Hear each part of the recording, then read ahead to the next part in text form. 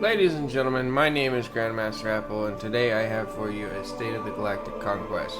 We are about 200 updates behind on this, but I can assure you we have been working very diligently to bring you the best quality content we can achieve. Today I have with me one of our assistant developers, Gonk. Say hi, Gonk. Hello. Fantastic. Alright, so first order of business. We have decided to go ahead and add the Insurrectionists and the Banished as playable factions. This has led to several issues, as the Lua that we currently have was not designed to have more than 2 factions. We have run into a bit of a slowdown in terms of making sure that everything works as intended. One of these things being that initially, when we first added the Banished and the Insurrectionists to being a playable faction, auto-resolve was crashing the game due to various issues, as well as we now have a consistent crash that is inconsistent in the way that during the middle of space battles, the game will just die, and we're not quite sure why. We spent about a week on it. And over the last month or so, while we've been working on GC, I personally have been tracking down crashes and fixing a lot of errors that we don't know quite where they're coming from. As you can see here, the Banished have a custom UI that is a work in progress. We're thinking of going with a hexagonal pattern for this, most specifically for the Insurrectionists, to the red being their primary color. So I might do kind of a mix between like reddish, orangish for the Insurrectionists and Banished. We also tried to implement the ally feature. It turns out the ally feature for Empire at War was never finished by Petroglyph. So when we make the Banished and the Insurrectionist allies, it causes them to it causes the game to end in defeat after week 3 for the player. We're not sure why that happens either, but just know we are looking into it. I might reach out to Petroglyph at some point to figure out what's going on and see if they have a workaround since the release of Forces of Corruption. But moving forward from that, we do have a new ground map that I will show you in just a little bit here, as soon as we get attacked. And we have a functional system for spawning in random units for the Insurrectionists and the Banished, as well as we currently do have mostly functional ground buildings for the Insurrectionists and Banished. They do work in terms of appearing in the GC, but for some reason they still do not appear in the tactical ground battles. That is something I will be working on today, as today is December 16th, 2025. We have successfully made the Covenant and the UNSC significantly more aggressive. This should help with the issue that we were facing, where sometimes the Covenant would attack on year 6, and sometimes they would attack on year 128, which is the longest we've seen the Covenant go without attacking the player.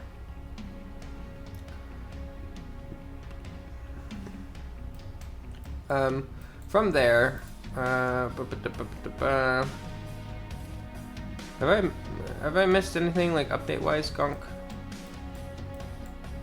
I don't believe so.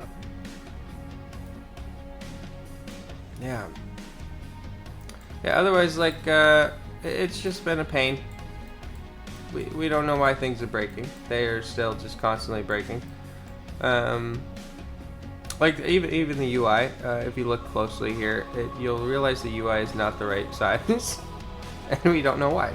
It's got the exact same settings as the other 2 UIs for the Covenant and the the Covenant and the UNSC. Alright, so we got our first space battle. This one's pretty common. It's Banished at Doizak.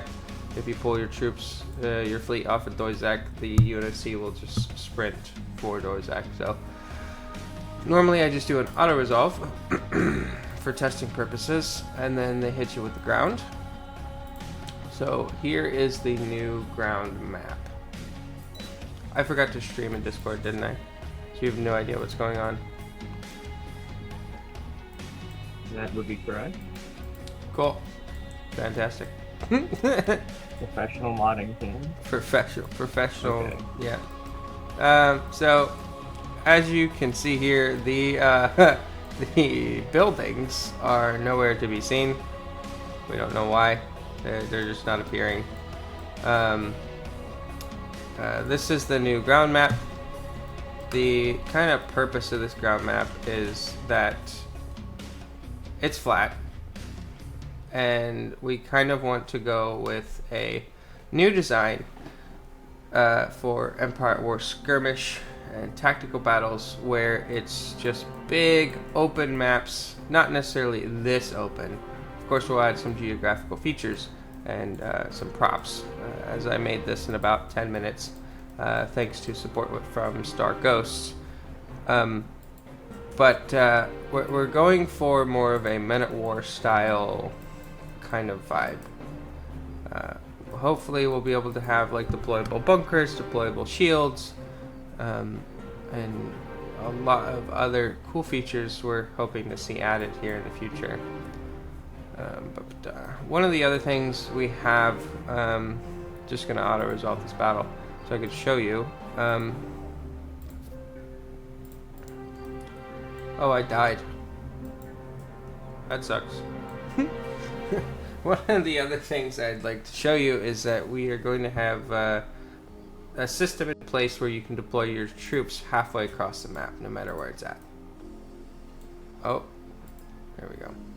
So let's go ahead and take Ain, grab some troops from Thua and Tavau.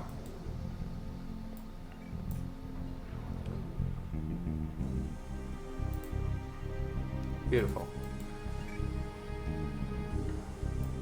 So hopping onto Ain, if we go down to the ground battle here, and we capture the reinforcement point, we're not quite sure just what size or what scale we want to go with for just how many troops we want on the ground.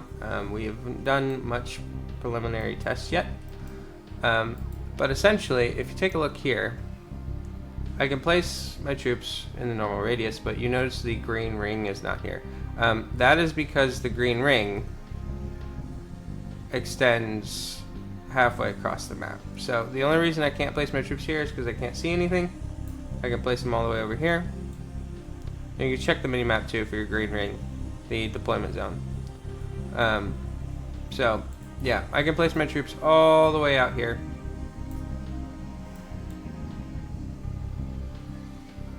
And this is to hopefully simulate that, yeah, so out here I can't place, but further back, there we go. This is to hopefully simulate the idea of a fluid, mobile combat. So you'll be able to drop your troops over half the map, both as the defender and the attacker, regardless of whether you're playing multiplayer skirmish or you're playing galactic conquest. We are also really going to hope to achieve to have really complex ground systems in the way that it's just unique from what everyone's used to on Empire at War. Unfortunately, the Empire at War ground combat, it can be decent, but in most cases it is pretty bland. Let's see, yeah, we're gonna lose here. But it can be pretty bland after some time, and the feedback I hear from most people is that people just auto-resolve ground battles because there's no... What word am I looking for, Gonk?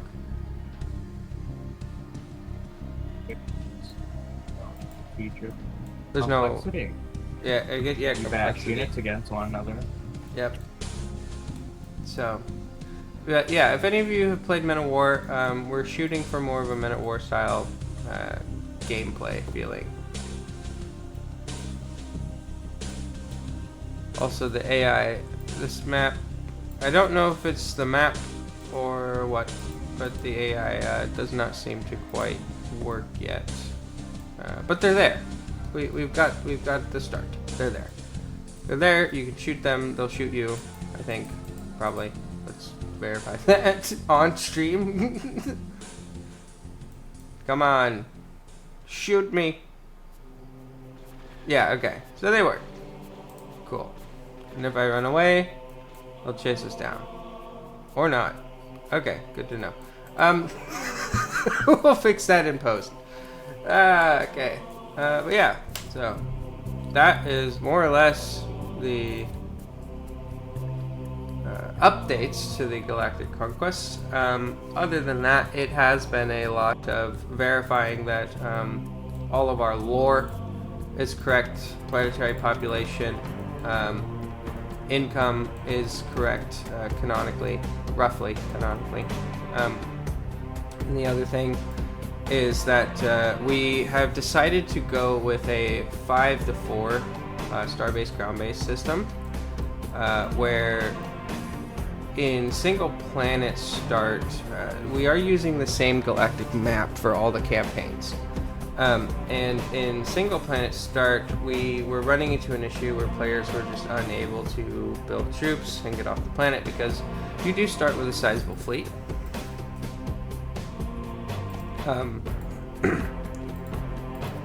You do start with a sizable fleet, and that would drain your income as well as your unit pop.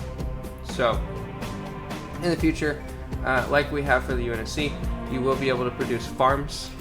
So as you can see here, so I've got Feldakra, so I don't have to worry about my unit cap, but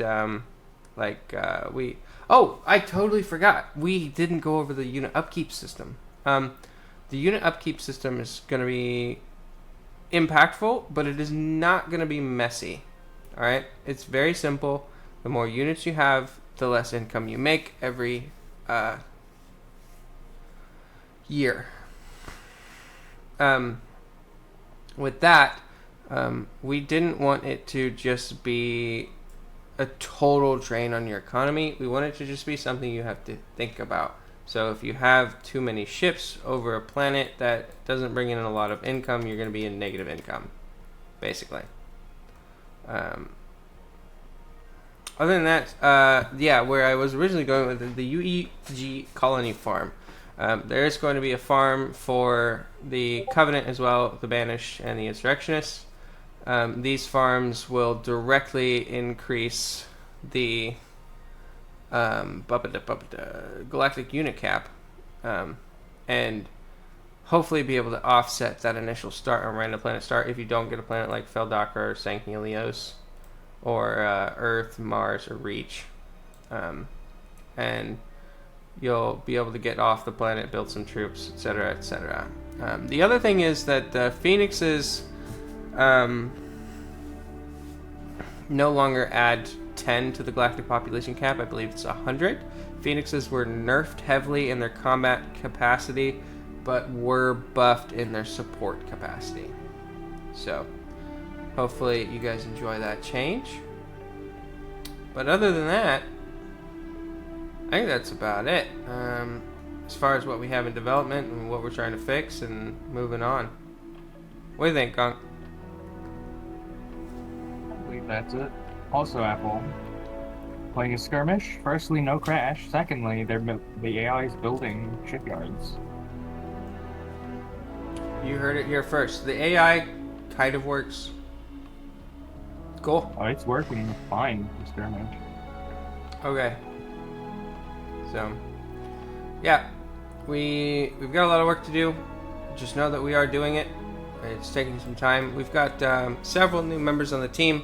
The team has expanded to almost 15 people, which is fantastic. We're training everybody up, getting it going. Yeah, I can't think of anything else. So, have a good day. See ya.